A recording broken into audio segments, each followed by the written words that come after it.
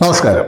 തന്റെ കൂടി അധ്യാപികയായ ഒരു സ്ത്രീയെ നിയമലംഘനത്തിന് നിർബന്ധിക്കുകയും അതിനുവേണ്ടി അവരെ 3.5 മണിക്കൂറോളം ബന്ദിയാക്കുകയും ആൾക്കൂട്ട വിചാരണയ്ക്ക് വിധേയയാക്കുകയും അവർ പറയുന്നത് അനുസരിക്കാത്ത പക്ഷം അവരെ വധിക്കുമെന്ന് വരെ ഭീഷണിപ്പെടുത്തുകയും തുടർന്ന് അതിൻ്റെ ഒക്കെ കൂടി ക്രെഡിറ്റിന്റെ അടിസ്ഥാനത്തിൽ രാജ്യസഭ MP ആവുകയും അതിനെ തുടർന്ന് ചാനലുകളും മറ്റും വന്നിരുന്ന് ഭരണഘടനാ തത്വങ്ങളെയും സ്ത്രീ സുരക്ഷയെയും ഒക്കെ കുറിച്ചിട്ട് വാതോരാതെ സംസാരിക്കുകയും ചെയ്യുന്ന റഹീം MP കുറിച്ചിട്ടാണ് ഞാനിവിടെ സംസാരിക്കാൻ ഉദ്ദേശിക്കുന്നത്. നമുക്കറിയാം, അടുത്ത കാലത്ത് ഛത്തീസ്ഗഡിൽ 2 കന്യാസ്ത്രീകൾ അറസ്റ്റ് ചെയ്യപ്പെട്ട വിവരം കിട്ടിയ ഉടനെ തന്നെ റഹീം അടുത്ത വണ്ടിയിൽ അങ്ങോട്ടേക്ക് തിരിച്ചു.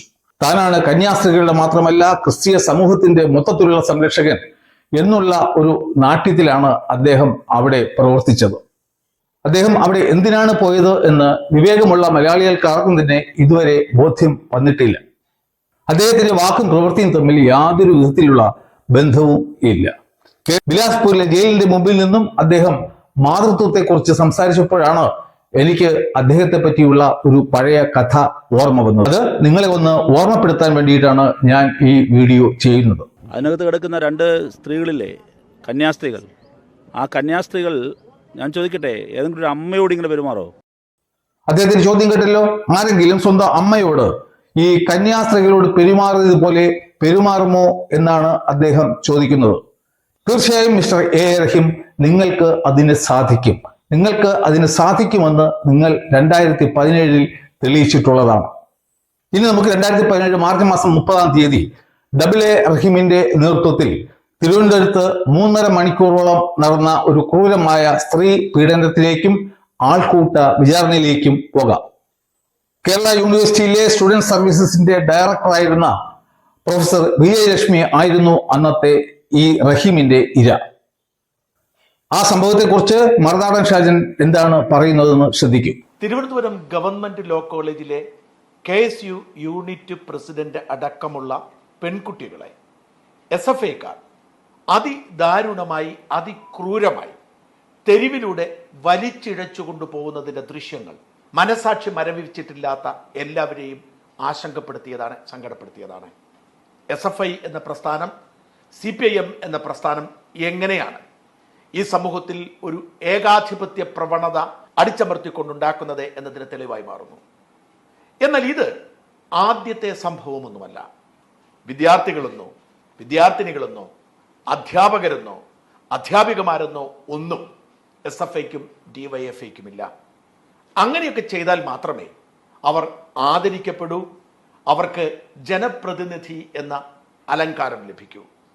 ഇത് പറയുന്നത് 2017 ഏതാണ്ട് 5 വർഷം മുൻപ് പിണറായി സർക്കാർ അധികാരമേറ്റ് 1 വർഷം കഴിഞ്ഞപ്പോൾ കേരള യൂണിവേഴ്സിറ്റിയിലെ ഒരു അധ്യാപിക നേരിട്ട ദുരന്തത്തിന്റെ പശ്ചാത്തലത്തിലാണ്.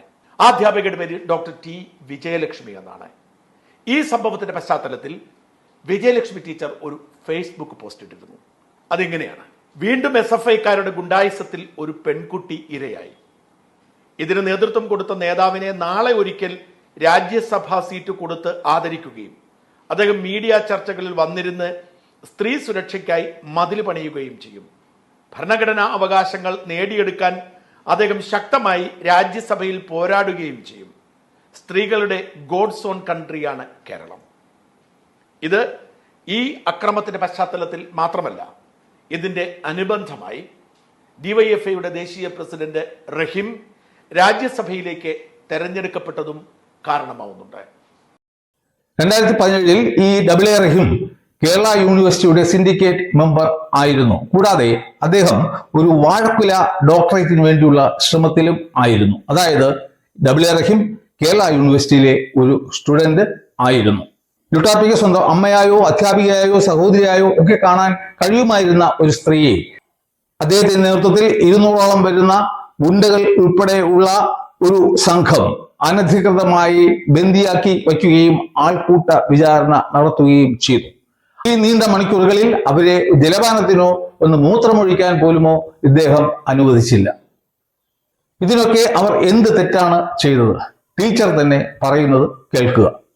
സ്റ്റുഡൻസിന്റെ ആക്ടിവിറ്റീസ് എല്ലാം കോർഡിനേറ്റ് ചെയ്യുക. അതായത് യൂണിവേഴ്സിറ്റിയുടെ താഴെ ഉള്ള 250 കോളേജുകളുണ്ട്. ആ കുട്ടികളുടെ കലാപരമായിട്ടും ബാക്കിയുള്ള കാര്യം കുറച്ച് ഫെലോഷിപ്പും ഒക്കെ ആയിട്ടുള്ള കാര്യങ്ങളെല്ലാം ചെയ്യുകയും യൂണിവേഴ്സിറ്റി ചെയർമാൻ അടങ്ങുന്ന ഒരു എലക്റ്റഡ് മെമ്പേഴ്സ് ഉണ്ടല്ലോ, അവരുടെ പ്രവർത്തനങ്ങൾക്ക് യൂണിവേഴ്സിറ്റി ഓരോ വർഷവും 35 ലക്ഷം രൂപ ഒതുക്കിയിട്ടുണ്ട്.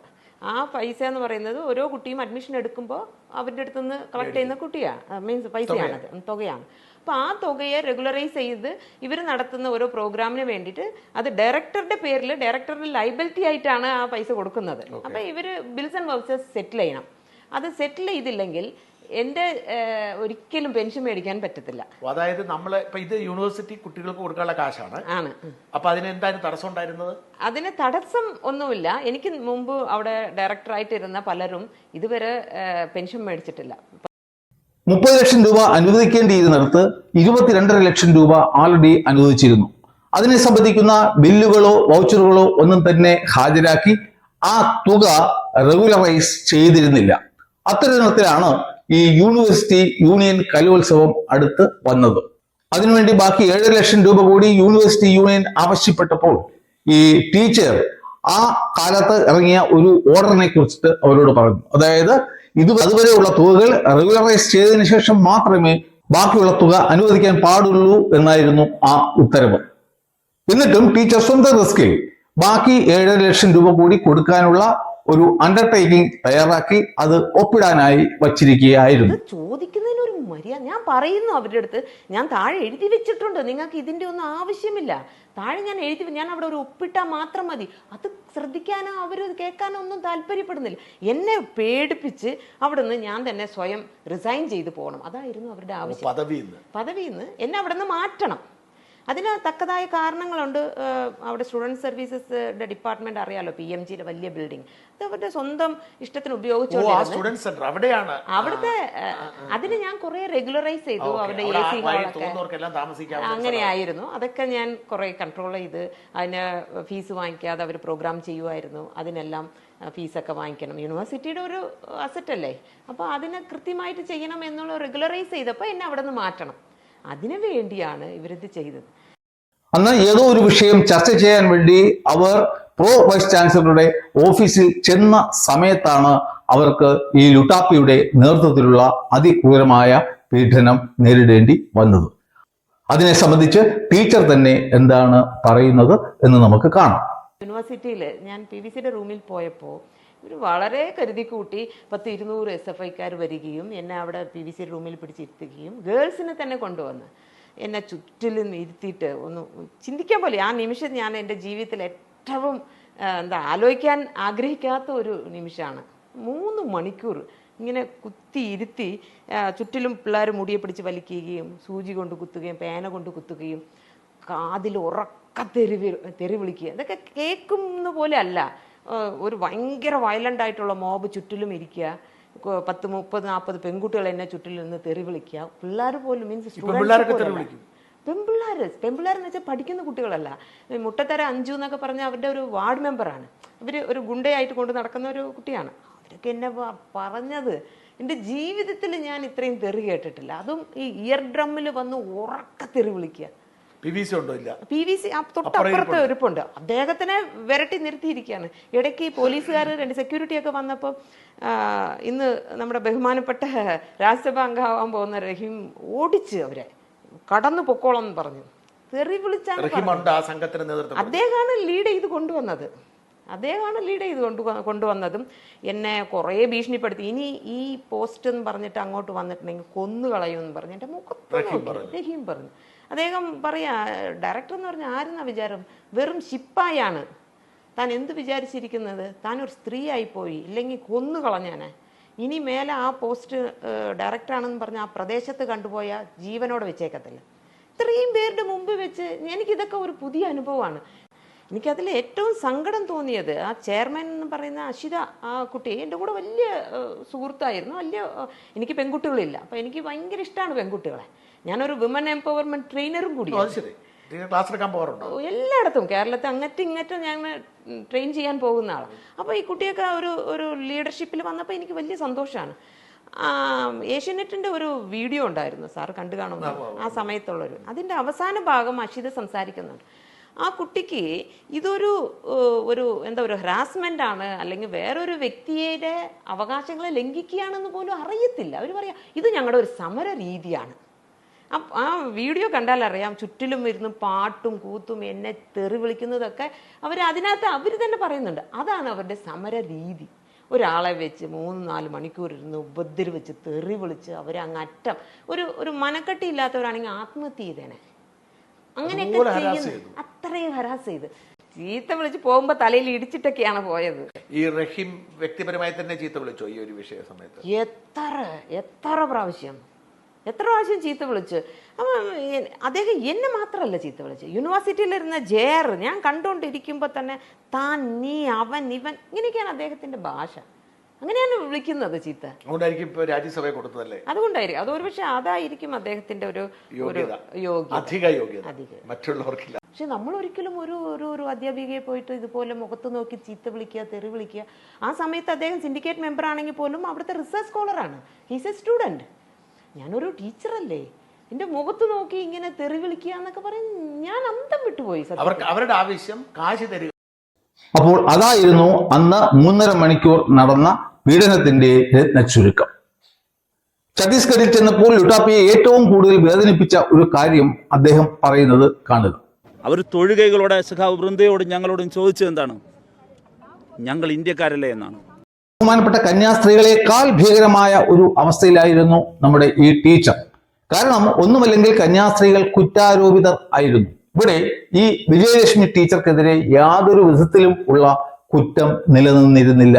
എന്നിട്ടും ലുട്ടാപ്പിയൻ സംഘവും നിയമം കയ്യിലെടുത്തുകൊണ്ട് അവരെ പീഡിപ്പിക്കുകയും അവരുടെ ഭരണഘടനാ അവകാശങ്ങളും മനുഷ്യത്വപരമായ അവകാശങ്ങളും നിഷേധിക്കുകയും ചെയ്തു. അത് മാനസികമായിട്ട് വല്ലാതെ, ഞാൻ ഇന്ത്യയിൽ അല്ല എന്നൊരു ഫീൽ, ഇവിടുത്തെ ഒരു പ്രജയല്ല എന്ന് എനിക്ക് തോന്നിപ്പോയി. അപ്പോൾ ലുട്ടാപ്പി മനസ്സിലാക്കേണ്ടത് ഈ ടീച്ചറും ഒരു ഇന്ത്യൻ സിറ്റിസൺ ആയിരുന്നു. അവർക്കും ഭരണഘടന വാഗ്ദാനം ചെയ്യുന്ന മൗലികമായ അവകാശങ്ങൾ ഉണ്ടായിരുന്നു. അതാണ് താങ്കളും തന്റെ സംഘത്തിലുണ്ടായിരുന്ന ഗുണ്ടകളും ചേർന്ന് ഇല്ലാതാക്കിയത് അല്ലെങ്കിൽ നിഷേധിച്ചത്. തുടർന്ന് അദ്ദേഹം ഇന്ത്യൻ ഭരണഘടനയെ വാനോളം പുകഴ്ത്തുന്നത് കാണുക. ഇന്ത്യൻ ഭരണഘടന ഇപ്പോഴും ഉണ്ട് ജീവനോടെ. ആ ഭരണഘടനയുടെ കീഴിലാണ് ഇതെല്ലാം നടക്കുന്നത്. ഇവിടെ ലുട്ടാപ്പി മനസ്സിലാക്കേണ്ടത് 2017 മാർച്ച് മാസം 30-ാം തീയതിയും ഇന്ത്യൻ ഭരണഘടന മരിച്ചിരുന്നില്ല. അതിന് പ്രകാരമുള്ള അവകാശങ്ങളും ഇവിടെ നിലനിന്നിരുന്നു. എങ്കിൽ ആരാണ് ലുട്ടാപ്പിക്ക് ഇത്തരത്തിലുള്ള ഭരണഘടനാ വിരുദ്ധമായ നടപടികൾ കൈക്കൊള്ളാൻ ഉള്ള അധികാരം അല്ലെങ്കിൽ അവകാശം നൽകിയത്? അദ്ദേഹത്തിന്റെ പാർട്ടി ഭരണഘടനയാണോ? ഇനി 3.5 മണിക്കൂറത്തെ ആൾക്കൂട്ട വിചാരണയ്ക്ക് ശേഷം എങ്ങനെയാണ് ഈ ടീച്ചറെ ഇവർ മോചിത ആക്കിയത് എന്ന് നമുക്ക് കാണാം. അതിൽ തമാശ എന്താ വെച്ചാൽ, രജിസ്ട്രാർ ഈ ഒരു 10 സെക്ഷൻ വഴി പാസ് ചെയ്താലേ ആ സെക്ക് പാസ്സായി വരത്തുള്ളൂ. ഞാൻ ഒപ്പിട്ടെങ്കിലും അതിനൊരു സാങ്ഷനിങ് ഒരു ഓർഡർ ഉണ്ടല്ലോ. ആ പ്രൊസീജിയർ ചെയ്യുന്ന ആൾക്കാരെ എല്ലാവരും ചീത്ത വിളിച്ച് അവിടെ വരുത്തിച്ചു, ആ റൂമിൽ വരുത്തിച്ചു. ഫിനാൻസ് ഓഫീസറിനെ അവിടെ രജിസ്ട്രാറിനെ വിളിപ്പിച്ചു. അവിടെ എല്ലാവരും കൊണ്ട് അവിടെ തന്നെ ഒപ്പിട്ട് DYFIക്കാർ അവിടെ വരുത്തി അവരെ ഫിനാൻസ് ഓഫീസറൊക്കെ വല്ലാതെ ചീത്ത വിളിച്ച് അദ്ദേഹം റിസൈൻ ചെയ്തിട്ട് പോയി ജോലി. അതായത് 10ഓളം വരുന്ന യൂണിവേഴ്സിറ്റിയിലെ പല ഉദ്യോഗസ്ഥരെയും പല സെക്ഷനിൽ നിന്നും ഭീഷണിപ്പെടുത്തി വിളിച്ചു വരുത്തി വരച്ച വരയിൽ നിർത്തി ചെക്ക് സാങ്ഷൻ ചെയ്ത് ഒപ്പിട്ട് വാങ്ങിച്ചു. ഇതാണ് കമ്മ്യൂണിസ്റ്റ് വിപ്ലവ രീതി. ഞാൻ കന്യാസ്ത്രീകളുടെ അറസ്റ്റുമായി ബന്ധപ്പെട്ട് 3 വീഡിയോകൾ ചെയ്തിരുന്നു. എനിക്ക് സമ്മിശ്രമായ പ്രതികരണങ്ങളാണ് ലഭിച്ചത്. അതിൽ പലരും എന്നോട് ചോദിച്ചു, അതായത് ഈ കന്യാസ്ത്രീകൾ പോലീസ് കസ്റ്റഡിയിൽ ആയിരുന്ന സമയത്ത് ഒരു ജ്യോതി ശർമ്മ എന്ന് പറയുന്ന ഒരു ബജ്രംഗ് ദൾ പ്രവർത്തകരുടെ നേതൃത്വത്തിൽ അവർ ഈ കന്യാസ്ത്രീകളെ ആൾക്കൂട്ട വിചാരണ ചെയ്തില്ലേ? എന്തുകൊണ്ടാണ് നിങ്ങൾ അവർക്കെതിരെ ഒരക്ഷരം ഉരിയാടാത്തത് എന്നും. ഞാൻ പറയട്ടെ, ആരും തന്നെ ഈ നിയമം കയ്യിലെടുക്കുന്നത് അംഗീകരിക്കുന്ന ഒരു വ്യക്തി അല്ല ഞാൻ. നിയമത്തിന്റെ വഴിക്ക് തന്നെ പോകണം എന്നാണ് എൻ്റെ ആഗ്രഹം. ആരെങ്കിലും നിയമം കയ്യിലെടുത്തു കഴിഞ്ഞാൽ അവരെ കയ്യാമം വയ്ക്കേണ്ട ഡ്യൂട്ടി, ചുമതല പോലീസിനാണ്. ഛത്തീസ്ഗഡിൽ മാത്രമല്ല കേരളത്തിലും പോലീസിന് അവരുടേതായ ഡ്യൂട്ടി ചെയ്യണം എന്നുണ്ടെങ്കിൽ രാഷ്ട്രീയ മേലാളന്മാരുടെ അനുമതി ഉണ്ടായേ പറ്റൂ എന്നുള്ള ഒരു ഗതികെട്ട അവസ്ഥയിലാണ് നാം ജീവിക്കുന്നത്. ഛത്തീസ്ഗഡിൽ നിയമം കയ്യിലെടുക്കുന്നതിൽ കുപ്രസിദ്ധി നേടിയ ഒരു സ്ത്രീയാണ് ജ്യോതി ശർമ്മ എന്ന് സാമൂഹ്യ മാധ്യമങ്ങളിൽ നിന്നും നമുക്ക് മനസ്സിലാക്കാൻ സാധിച്ചിട്ടുണ്ട്. എന്നാൽ ഞാൻ അന്വേഷിച്ചപ്പോൾ അവർക്കെതിരെ ഇതുവരെ കേസുകളൊന്നും തന്നെ നിലവിലില്ല എന്നാണ് മനസ്സിലാക്കാൻ സാധിക്കുന്നത്. അത് തീർച്ചയായിട്ടും അവർക്ക് അവിടെയുള്ള രാഷ്ട്രീയ ബന്ധങ്ങളുടെ പേരിൽ ആയിരിക്കാം. കൂടാതെ അവരൊരു ബജ്രംഗ് ദൾ പ്രവർത്തക അല്ല എന്നും അവരുടെ സംഘടനയുടെ പേര് ദുർഗാവാഹിനി മാതൃശക്തി എന്നാണെന്നും ആണ് മനസ്സിലാക്കാൻ സാധിച്ചത്. മിക്കവാറും ഈ ബജ്രംഗ് ദളും അവരുടെ സംഘടനയും തമ്മിലും ഒരു ബന്ധം ഉണ്ടായിരിക്കാനാണ് സാധ്യത. ഈ കന്യാസ്ത്രീകൾക്കെതിരെ കേസ് നൽകിയത് രവി നിഗം എന്ന് പറയുന്ന ഒരു ബജ്രംഗ് ദൾ പ്രവർത്തകൻ ആണ്. കന്യാസ്ത്രീകളുടെ അറസ്റ്റിന് ശേഷം അതുമായി ബന്ധപ്പെട്ട് ഒരു ഹർജി ഹൈക്കോടതിയിൽ നിലവിൽ വന്നതായി കാണുന്നു. ആ കേസിലും ഈ ജ്യോതി ശർമ്മ ഒരു കക്ഷിയാണ് എന്നാണ് കിട്ടിയ വിവരം. എന്നാൽ അവിടുത്തെ പ്രോസിക്യൂഷൻ ബഹുമാനപ്പെട്ട ഹൈക്കോടതിയെ അറിയിച്ചത് ഈ ജ്യോതി ശർമ്മ ഇപ്പോൾ ഒളിവിലാണ്, അതുകൊണ്ട് അവരെ ട്രേസ് ഔട്ട് ചെയ്യാൻ സാധിക്കുന്നില്ല എന്നാണ്. എന്നാൽ നമുക്കറിയാം ഈ ജ്യോതി ശർമ്മ യാതൊരുവിധ ഭയവും കൂടാതെ സർവതന്ത്ര സ്വതന്ത്രയായി ഛത്തീസ്ഗഡിൽ വിലസുകയാണ്.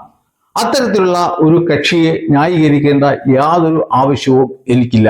അവർ കുറ്റക്കാരിയാണെന്നുണ്ടെങ്കിൽ തീർച്ചയായിട്ടും അവർക്കെതിരെ നിയമ നടപടികൾ കൈക്കൊണ്ട് അവരെയും ഈ ജയിലിൽ അടയ്ക്കണം എന്ന് തന്നെയാണ് എന്റെയും അഭിപ്രായം. നമ്മുടെ കേരളത്തിലും ഇതുപോലെ പല മിടുക്കന്മാരായ രാഷ്ട്രീയ പ്രവർത്തകരും അവർ ഈ നാടുകളിലെ തെണ്ടിതിരിഞ്ഞ് നടക്കുന്ന സമയത്തും പോലീസ് കോടതിയിൽ ചെന്ന് പറയുന്നത് അവർ ഒളിവിലാണ്, പിടിക്കാൻ കിട്ടുന്നില്ല എന്നാണ്. നമ്മുടെ ഈ എ റഹീമും ആ ഒരു കാറ്റഗറിയിൽ പെടുന്ന ഒരു മനുഷ്യൻ ആണ്. എന്നാൽ ഞാൻ അസന്നിഗ്ധമായി പറയാൻ ആഗ്രഹിക്കുന്നു, ഈ ജ്യോതി ശർമ്മയെ കടത്തിവെട്ടുന്ന ജ്യോതി ശർമ്മയുടെ പുരുഷാവതാരമാണ് കേരളത്തിലെ എ റഹീം. എനിക്ക് WR റഹീമിനോട് ചോദിക്കാനുള്ളത്, താങ്കളും കൂട്ടുകാരും ചേർന്ന് ഈ ടീച്ചറെ പീഡിപ്പിച്ച രീതിയിൽ ആരെങ്കിലും സ്വന്തം അമ്മയെ പീഡിപ്പിക്കുമോ? അതല്ല, നമ്മുടെ അമ്മയെ മറ്റാരെങ്കിലും ഇതേ രീതിയിൽ ട്രീറ്റ് ചെയ്ത് കഴിഞ്ഞാൽ നമ്മുടെ പ്രതികരണം എന്തായിരിക്കും? ഇവിടെ നോക്കൂ, ആ ടീച്ചർ മോചിത ആയതിനു ശേഷം അവർ പോലീസിൽ കംപ്ലൈന്റ് നൽകുന്നു. ഇവിടെ ഈ ജ്യോതി ശർമ്മയെ പോലെ തന്നെ ഈ എ റഹീമിന്റെ സ്വാധീനത്താൽ ഈ ടീച്ചർ DGPയെ വരെ പോയി കണ്ട് നേരിട്ട് അവരുടെ പരാതി ബോധിപ്പിച്ചു എങ്കിലും പോലീസിന് ഒരു കേസ് രജിസ്റ്റർ ചെയ്യാനുള്ള തന്റെ ഇടം ഉണ്ടായിരുന്നില്ല. തുടർന്ന് ടീച്ചർ അന്നത്തെ ഗവർണറായിരുന്ന retired chief justice of India Sathasivam സാറിനെ സമീപിക്കുന്നു, തന്റെ പരാതി പറയുന്നു. അദ്ദേഹത്തിന്റെ റെക്കമെൻഡേഷന്റെ പുറത്താണ് കേരള പോലീസ് പിന്നെ ഒരു കേസ് ചാർജ് ചെയ്ത്, അതും വളരെ നിസ്സാരമായ വകുപ്പുകളോട് കൂടി. അങ്ങനെ ഇരിക്കുകയാണ് നമ്മുടെ CPM-നെ നമ്മുടെ രാജ്യസഭയും കൂടി ഒന്ന് പരിഷ്കരിച്ചാൽ കൊള്ളാം എന്ന ബുദ്ധി ഉദിച്ചത്. അതിനായി അവർ എ റഹീമിനെ തന്നെ രാജ്യസഭയിലേക്ക് അയക്കണം എന്ന് തീരുമാനിക്കുകയും ചെയ്തു. പക്ഷേ കോടതിയിൽ എന്താണ് സംഭവിച്ചത്? ഈ ഭരണഘടനയെ മാത്രം വിശ്വസിച്ച് 3 നേരം ഭക്ഷിച്ച് കഴിയുന്ന എ റഹീം ആ കോടതിയിലേക്ക് തിരിഞ്ഞു നോക്കിയിരുന്നില്ല. അവിടെയും നമ്മുടെ കേരള പോലീസ് കൊടുത്ത റിപ്പോർട്ട് എ റഹീം ഒളിവിലാണ് എന്നാണ്. പിടികിട്ടുന്നില്ല, പിടികിട്ടിയാൽ ഉടൻ തന്നെ കോടതിക്ക് മുമ്പാകെ ഹാജരാക്കിക്കൊള്ളാം എന്നാണ് പോലീസ് പറഞ്ഞുകൊണ്ട് ഇരുന്നത്. പക്ഷേ അങ്ങനെ വരുമ്പോൾ ഈ എ റഹീമിനെ MP ആക്കണം എന്നുണ്ടെങ്കിൽ ഒളിവിലുള്ള ആളിനെ MP ആക്കാൻ സാധിക്കില്ല. അപ്പോൾ നമ്മുടെ സർക്കാർ മറ്റൊരു പദ്ധതി പ്ലാനിട്ടു. അതായത് കോടതിയിൽ പോയിട്ട് പറഞ്ഞു, ഈ കേസിൽ വലിയ കഴമ്പൊന്നുമില്ല, അതുകൊണ്ട് ഞങ്ങൾ ഇതിനെ പിൻവലിക്കാൻ ആഗ്രഹിക്കുന്നു. അപ്പോൾ ആദരണീയനായ അന്നത്തെ ജഡ്ജ് ഈ ടീച്ചറെ വിവരം അറിയിച്ചു, ഇങ്ങനെ ഒരു അപേക്ഷ വന്നിട്ടുണ്ട്, നിങ്ങളുടെ അഭിപ്രായം എന്താണ്? അങ്ങനെ ടീച്ചർ സ്വന്തം പേരിൽ മറ്റൊരു വക്കീലിനെയും നിർത്തി അതിനെ എതിർത്തത് കൊണ്ട് മാത്രമാണ് ഈ സർക്കാരിന്റെ പദ്ധതി പാളിപ്പോയത്. പിന്നെ ലുട്ടാപ്പി എന്താണ് ചെയ്തതെന്ന് വെച്ചാൽ കോടതിയിൽ പോയി ജാമ്യം എടുത്തതിന് ശേഷമാണ് അദ്ദേഹം നമ്മുടെ രാജ്യസഭ നന്നാക്കാൻ വേണ്ടി ഡൽഹിക്ക് പ്ലെയിൻ കയറിയത്. ഇനി നമുക്ക് നമ്മുടെ ലുട്ടാപ്പിക്ക് മലയാളികളെ കുറിച്ച് എന്താണ് അഭിപ്രായം എന്ന് നോക്കാം. സാക്ഷരത നേടിയ നല്ല ആത്മാഭിമാനമുള്ള മലയാളികളുടെ വിവേചന ബുദ്ധിയെ അവർ കുറച്ചു കാണുകയാണ്. മലയാളി നന്നായി പത്രം വായിക്കുന്നവരാണ്, നന്നായി വാർത്തകൾ അവലോകനം ചെയ്യുന്നവരാണ്, ഈ രാജ്യത്തെവിടെയും നടക്കുന്ന കാര്യങ്ങളെ കൃത്യമായി വിലയിരുത്താൻ ശേഷിയുള്ളവരാണ്. അവരാണ് ബഹുഭൂരിപക്ഷം. തീർച്ചയായിട്ടും എ റഹീമെ താങ്കൾ പറഞ്ഞതുപോലെയൊക്കെ തന്നെ ആയിരുന്നു മലയാളികൾ. പക്ഷേ നിങ്ങൾ അവരെ പ്രതികരണശേഷിയില്ലാത്ത ഷണ്ടന്മാരാക്കി മാറ്റിയിരിക്കുകയാണ്. അതിനുവേണ്ടി നിങ്ങൾ കണ്ടുപിടിച്ച ഒരു മാർഗമാണ് രക്ഷാപ്രവർത്തനം. അപ്പോൾ ഇതിനൊക്കെ മറുപടിയായി റഹീമിനോട് പറയാനുള്ളത് അദ്ദേഹം തന്നെ കൊടുത്ത ഒരു മറുപടിയാണ്. കാണുക. തെമ്മാടിത്തരം കാണിച്ചിട്ട് വെറുതെ വർത്തമാനം പറയരുത്, അതാണ് എൻ്റെ മറുപടി. അപ്പോൾ ഇത്തരം ക്യാരക്ടറുള്ള ആൾക്കാരൊക്കെയാണ് ജനപ്രതിനിധികളായിട്ട് പാർലമെന്റിലും നിയമസഭയിലും ഒക്കെ പോകുന്നതും മന്ത്രിമാർ ഒക്കെ ആവുന്നതും. ഇതാണ് നമ്മുടെ ഏറ്റവും വലിയ ഗതികേട്. ഒരുപക്ഷെ നാളെ നമ്മുടെ ജ്യോതി ശർമ്മയും MP ആയെന്ന് വരാം, കേന്ദ്രമന്ത്രിയായെന്ന് വരാം, ഛത്തീസ്ഗഡ് മന്ത്രി ആയെന്നും ഒക്കെ വരാം. എന്തായാലും ഇത്തരക്കാരൊക്കെയാണ് നമ്മുടെ നേതാക്കന്മാർ ആയി മാറുന്നത് എങ്കിൽ നമ്മുടെ രാജ്യം എങ്ങോട്ടാണ് ഭാവിയിൽ എത്തിച്ചേരുക എന്ന് നമുക്ക് ഊഹിക്കാൻ പോലും സാധ്യമല്ല. ഒരു പാർട്ടി മാത്രമല്ല, എല്ലാ പാർട്ടിയും ഇതുപോലെയൊക്കെ തന്നെയാണ്. ഒരേ വീഞ്ഞ് പല കുപ്പികളിൽ നിറച്ചതിന് ശേഷം CPM, കോൺഗ്രസ്, BJP എന്നൊക്കെയുള്ള ലേബൽ ഒട്ടിച്ച് വിൽപ്പനയ്ക്ക് വച്ചിരിക്കുകയാണ്. അവർ അവരുടെ കച്ചവടം സക്സസ്ഫുൾ ആകാൻ വേണ്ടി എന്തും ചെയ്യും. ലാഭം മാത്രമാണ് അവരുടെ ലക്ഷ്യം. എന്തായാലും ഇങ്ങനെയുള്ള ഉമാരെയൊക്കെ സഹിക്കാൻ നമ്മുടെയും വരും തലമുറകളുടെയും ജീവിതം ഇനിയും ബാക്കിയുണ്ട്. ഇതിനെതിരെ ഒന്നും തന്നെ നമുക്ക് ചെയ്യാൻ സാധിക്കില്ല എന്നുള്ളതാണ് ദുഃഖകരമായ സത്യം.